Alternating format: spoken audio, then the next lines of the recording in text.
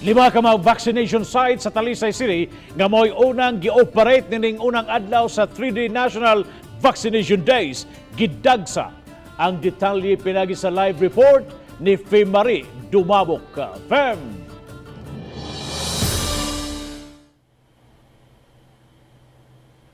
Yes, Bob, gani nakalitan ang Talisay City Health Officer sa grabing pagdagsa sa mga tao. Bisan na gani sa vaccination center nga grabing nagmingaw sa niaging simana ang gidugukan karon. Dinhi sa Kansuhong Elementary School, diin di mula pa sa usa ka gato sa mga moavail sa booster shots kada adlaw sa niaging semana, apan alas 9 pa lang ganihang buntag, moabot na sa usa ka libo ang mga naglinya.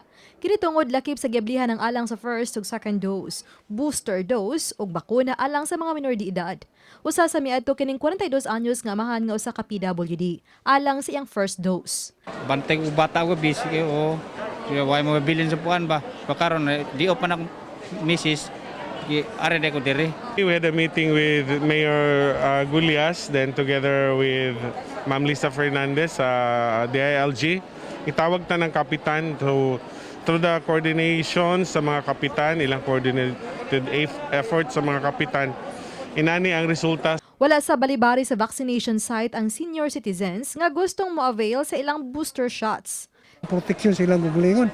Nagunaw na, dili ang uban ng gawa. Kumusta man? Gunaw na, hadlok lang yapon. Bago man, mo na yung makahawa na, unsa na, mudaga na yun noon. Samtang sa Lagtang Gym vaccination site, alas 8 pa lang sa buntag, gibanabana sa mga pulis nga moabot sa 1,400 na ang mga naglinya. Kanang masakiton ba nga nagduha man kog kuan bakuna, nahadlok man ko. Karon kinahanglanon man kanang sa trabaho. Sa eskwelahan na kung bata kay mag-graduating na niya.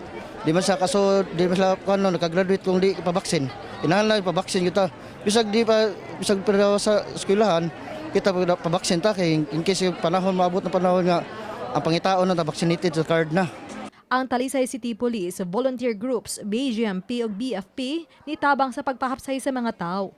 Muna nga challenge good ang pag-control sa crowd kay ni daghan ang gustong magpa-bakuna karon.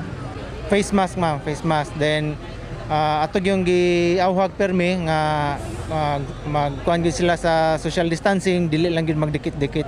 Sa Talisay City College, niabot sa gawas sa compound ang linya sa mga tinunan, ilang ginikanan o guardian nga gustong magpabakuna. Ang Talisay LGU magpa-raffle sa premyo alang sa mga magpabakuna ning 3-day national vaccination.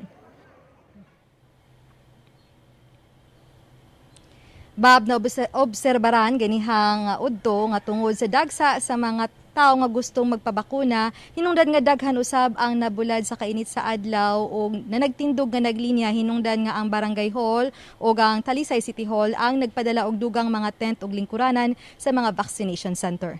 Bob? Daghang salamat, Fem Marie Dumabok sa imong live report.